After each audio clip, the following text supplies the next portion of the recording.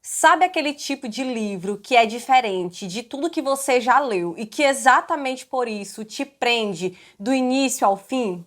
Eu estou com esse tipo de livro em mãos, Crônica da Casa Assassinada, uma obra do autor Lúcio Cardoso. E esse livro nos conta a história da família Menezes, uma família que mora no interiorzinho de Minas e que está em um processo de decadência, decadência moral, decadência física, decadência financeira e tudo mais que você imaginar.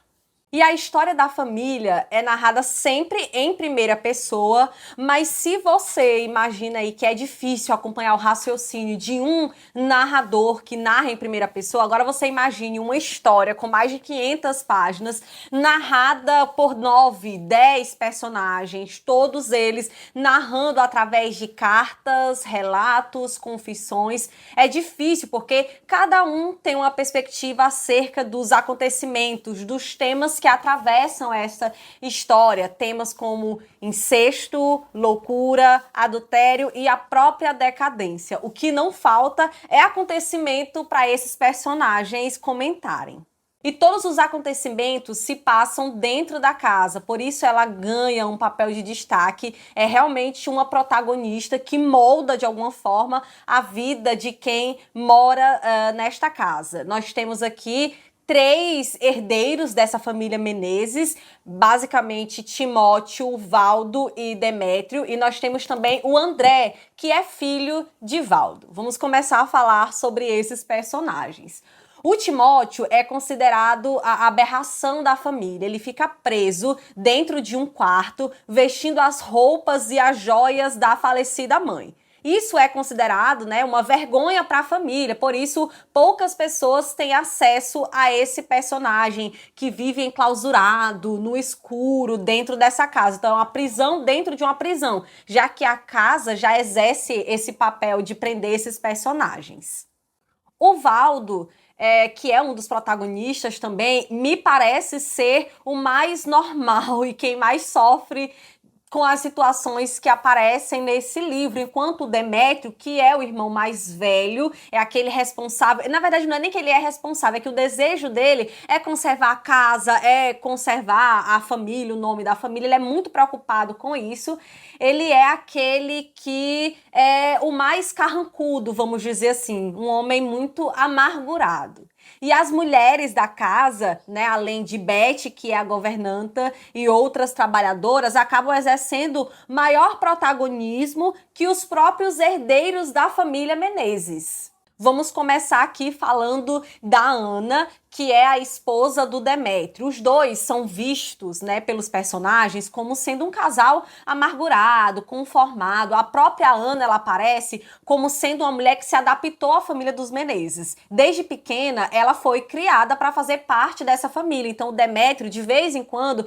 visitava a família dela para saber como estava o crescimento dessa mocinha que um dia faria parte da família dos Menezes. Então, ela tinha que ser pálida, vestir roupas escuras, o cabelo não podia ser muito extravagante, a beleza dela, que é relatada aqui, tinha que ser uma beleza escondida. Ela é aquela mulher conformada, realmente ela é vista dessa forma, uma mulher que não tem expressão, abatida, andando pelos cantos da casa, quase imperceptível. Porém, quando essa mulher começa a narrar, principalmente através de confissões e cartas, nós temos uma mulher que guardou muita coisa. Ela, diferente do que as pessoas dizem, ela não é sem expressão, ela não é sem vida. Muito pelo contrário, ela sofre de excessos, guardou muita coisa. Então ela foi se conformando, de fato, né, no externo, mas dentro dela há muitas paixões, e eu falo aqui paixões no sentido mais amplo, é o ódio, é o amor, é o ressentimento, e há também uma revolta muito grande. Ela não tem com quem compartilhar as coisas. Eu fico imaginando, né? Eu sempre tenho esse movimento de olhar para o personagem e me olhar. Eu não sei como seria não ter pessoas com quem compartilhar as minhas loucuras, as minhas revoltas, os meus devaneios. Eu realmente não sei. Eu acho que eu perderia a vida na minha própria vida, que inclusive me parece que é o que acontece com a personagem. Em algum momento do livro, a gente percebe que a Ana é aquilo que a circunstância fez com ela. E a principal revolta que ela tem é em relação à religião, que é outro tema que perpassa aqui a história, mais especificamente contra Deus. E eu tive acesso aos diários, alguns trechos, na verdade, dos diários do Lúcio Cardoso, e eu percebi que ele também tinha uma certa resistência à figura de Deus, basicamente com relação à culpa, né? Ele era um homem assumidamente gay. Então tem um trecho aqui específico que está na página 307, que na minha cabeça não é a personagem falando. E na verdade é a personagem falando, mas me parece um empréstimo do autor. E eu vou ler esse trecho aqui. Está na página 307. Ela diz: não posso imaginar Deus afastado do amor, de qualquer amor que seja, mesmo o mais pecaminoso, porque não posso imaginar o homem sem o amor e nem o homem sem Deus. Pulando um trecho, ela diz: para servir a Deus é preciso renunciar ao amor humano. Neste caso, eu prefiro não servir a Deus, porque ele me fez humana e não posso e nem quero espontaneamente renunciar àquilo que me constitui e umedece minha própria essência. Que Deus é este que exige a renúncia à nossa própria personalidade em troca de um mirífico reino que não podemos ver nem vislumbrar através da névoa? E essa é a Ana que a gente só tem acesso através das próprias palavras dela, porque se depender da narração de outros personagens, nós teremos uma mulher totalmente apagada.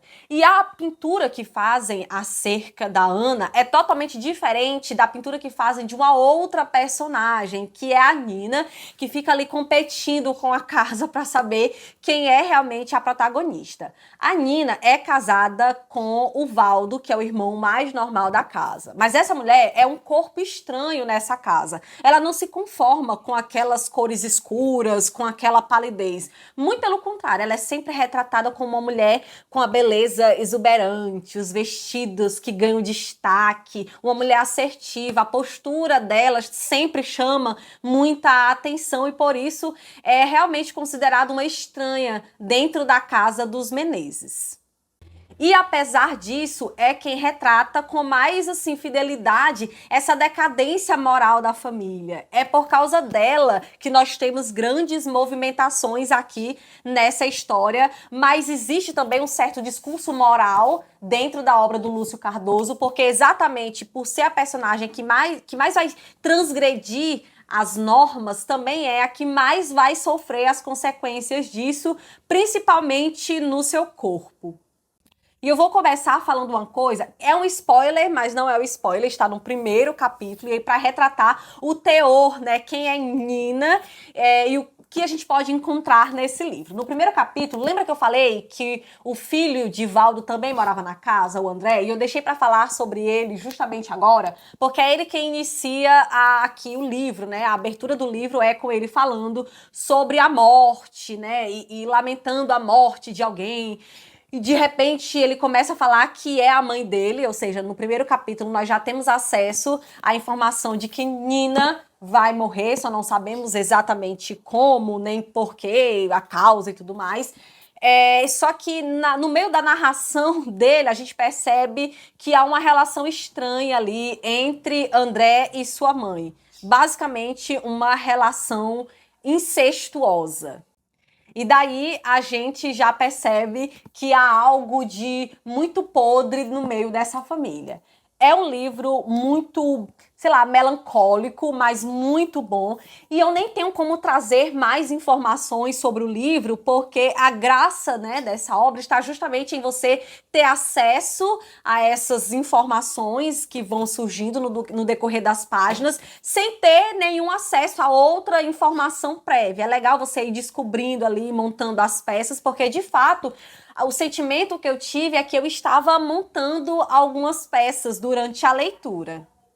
Pelas minhas palavras, você já deve ter imaginado aí que é uma história contraditória e é exatamente por isso que eu queria indicar esse livro. Então, ele é melancólico, ele é pesado, mas é muito bom. Então, ele é bagunçado, mas é tão organizado que, assim, eu sinto realmente que eu preciso reler esse livro, porque eu acho que eu deixei passar muita informação. Então, para quem já leu a obra, e aí para quem vai ler e depois vai voltar nesse vídeo aqui para me contar, eu li aquele livro, né, etc e tal, vai perceber que tem um último momento aqui que há uma informação que ela é jogada, mas que eu não sei se eu acreditei muito nessa informação, não. Porque essa informação faz a gente questionar tudo que a gente sentiu durante a leitura em todas as páginas que vieram anteriormente. Então, eu não sei se eu comprei, né? E aí, lembrando aqui que depois de Dom Casmurro, a gente começou a questionar esses narradores em primeira pessoa. Então, eu não sei se eu confio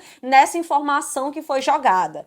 E aí, talvez, eu não sei se essa minha desconfiança é porque eu deixei passar alguma coisa, e se eu realmente deixei passar alguma coisa, eu vou precisar reler esse livro para juntar as peças. Sabe quando você tem uma informação nova e aí você olha para trás com essa nova informação e tudo ganha um novo significado? Acho que é basicamente esse exercício que eu precisarei fazer.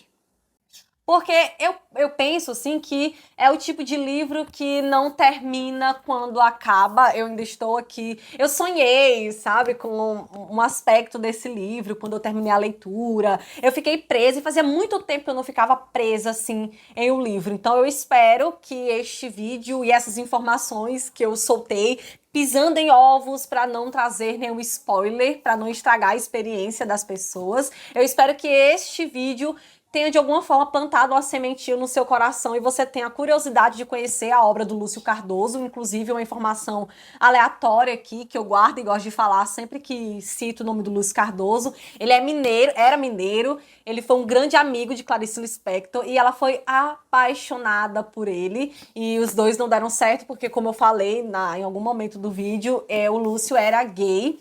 E a Clarice conta isso, né, que por motivos maiores eles não tiveram envolvimento, mas os dois foram muito amigos. Nesta edição, inclusive, há uma carta, não, uma crônica, eu acredito, da Clarice falando, né, depois da morte do Lúcio Cardoso. Vou até ler um trechinho. A amizade deles foi tão forte que a Clarice escreveu: ora ouço ele me garantir que eu não tivesse medo do futuro, porque eu era um ser com a chama da vida. Ele me ensinou o que é ter chama da vida. Então fica a dica aí deste homem que tanto influenciou a nossa queridinha Clarice Lispector. Me acompanhe, continue acompanhando aqui o canal, me siga também nas outras redes sociais nas quais eu jogo os meus devaneios. Se inscreva, curta, compartilhe e até o próximo vídeo. Tchau, tchau!